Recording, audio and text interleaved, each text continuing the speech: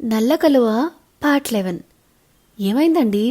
పక్కింటి పద్మక్క చెప్పిన సంబంధం వాళ్ళు ఏమన్నారు అని అడుగుతుంది కమల కోటయ్య గారి పక్కన కూర్చుంటూ. ఏమంటారో తెలిసి కూడా మళ్ళీ నన్ను అడగడం ఎందుకు కమల అని అంటారు ఆయన. ఇలా అయితే మన వయసుకి పెళ్ళయ్యేదెప్పుడు అని బాధపడుతూ అడుగుతారు కమల గారు. పెళ్ళి కావాలంటే నెల రోజుల్లో చెయ్యొచ్చు, కానీ అబ్బాయి మంచివాడు కావాలంటే కష్టమే అనుకోవాల్సి వస్తుంది అంటారు కోటయ్య. అప్పుడే కాలేజ్ నుంచి వస్తున్న ప్రదీప్, నాన్న అక్క కోసం మనం రాజకుమారుని తీసుకొద్దాం, మీరు తొందరపడి అక్కకి పిచ్చి పిచ్చి సంబంధాలు చూడకండి అని చెప్తాడు. హా అవును, మరి మీ అక్క ఒక రాజకుమారి కదా, తన కోసం రాజకుమారుని తీసుకొద్దాంలే అని వెట్టకారంగా అంటారు కమల. అమ్మా ఏంటి నువ్వే అక్కని అలా అంటే బయట వాళ్ళు అనడంలో తప్పేముంది అంటాడు ప్రదీప్. మరి లేకపోతే ఏంట్రా, మన పిల్ల మనకి ముద్దు గాని అందరికీ నచ్చాలనేమైనా ఉందా? అసలే మామూలు సంబంధాలే ఇక్కడ వరకు రావట్లేదు, నువ్వేమో రాజకుమారుని తెస్తానంటున్నావు అని బాధగా అంటారు కమల గారు. చూడు కమల, మన అమ్మాయి మంచి మనసుకి మంచివాడే దొరుకుతాడులే అని అంటారు కోటయ్య గారు.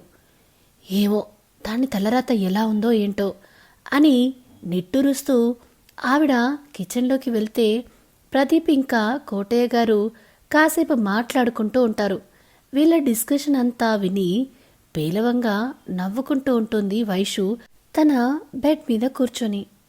నీకు తెలుసా విశ్వ, వైషు కోసం పక్కింటి పద్మక్క ఒక సంబంధం చూసిందని చెప్పాను కదా, వాళ్ళు కూడా మన వైషుని ఇష్టపడలేదురా అని దిగాలుగా చెప్తారు శైలజ గారు. విశ్వ కూడా వైషు కోసం బాధపడతాడు. వైషు ఎంత మంచి పిల్ల, ఎవరింట్లో అడుగుపెట్టినా ఆ ఇల్లు కలకలలాడుతుంది అని అంటారు శైలజ గారు. ఎవరింట్లోనే ఎందుకమ్మా, మన ఇంట్లోనే అడుగుపెట్టేలా చేసుకోవచ్చు కదా అని అంటుంది శైలజ గారి కూతురు విశ్వ చిట్టి చెల్లెలైన వినూత్న. వినూత్న కొంచెం లేట్గా పుట్టడం వల్ల 9 years ఏజ్ డిఫరెన్స్ ఉంటుంది విశ్వకి తనకి. వినూత్న ఇప్పుడు ఇంటర్ 2nd year చదువుతుంది హాస్టల్లో ఉండి. ఏదో హాలిడేస్ అని సుమన్ గారు వెళ్ళి తీసుకొచ్చారు ఇంటికి. వినూత్న ఆ మాట అనగానే అందరూ అలాగే చూస్తారు. శైలజ గారికి సుమన్ గారికి అయితే ఈ ఆలోచన మాకెందుకు రాలేదు అనుకుంటారు. విశ్వ మాత్రం ఏం మాట్లాడకుండా ఏదో ఆలోచిస్తూ ఉంటాడు. విశ్వ, నువ్వేమంటావు, నీకు వైషుని చేసుకోవడం ఇష్టమేనా అని అడుగుతారు సుమన్ గారు.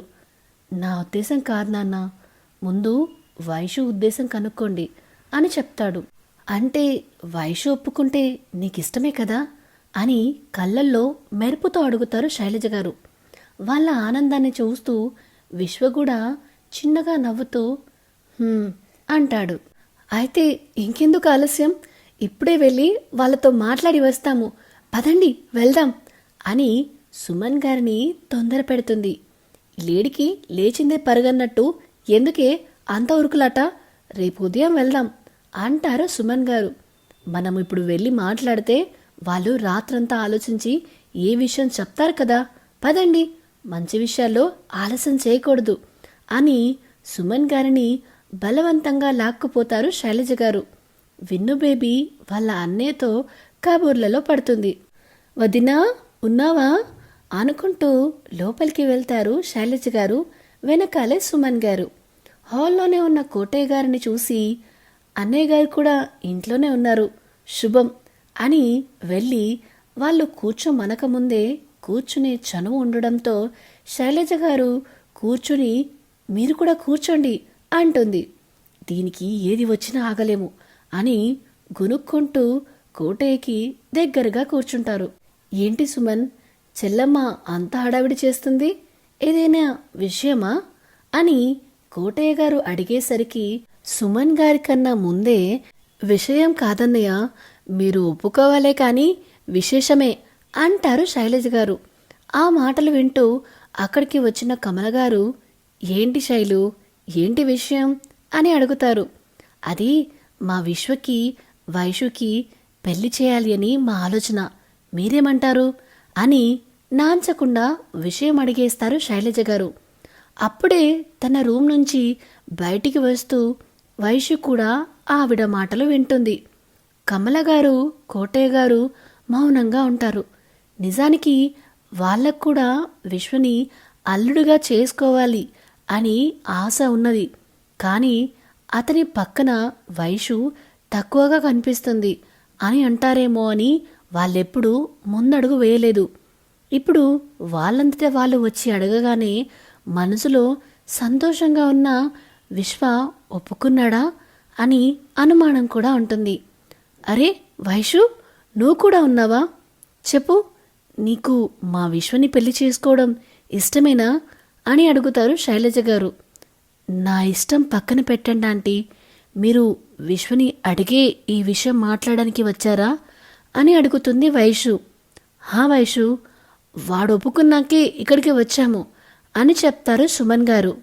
సరే, నేను ఒకసారి రేపు విశ్వతో మాట్లాడి నా నిర్ణయం చెప్తాను అని అసహనంగా అక్కడి నుంచి తన రూంలోకి వెళ్తుంది. సో ఇదేనండి నల్లకలువ పార్ట్ 11. విశ్వ వైషుతో పెళ్లి కొప్పుకున్నాడు. మరి వైషు ఒప్పుకుంటుందా? తెలుసుకోవాలనుందా? అయితే వెంటనే మన channel the novel whisperer with ఇన్యాని సబ్స్క్రైబ్ చేసుకోండి. సో దట్ ఫ్యూచర్ అప్డేట్స్ అన్ని మీకు రెగ్యులర్గా వస్తూ ఉంటాయి. ప్రస్తుతానికి ఈ వీడియో మీకు నచ్చినట్టయితే please like, share and comment చేయడం మాత్రం మరవకండి. Thank you, bye.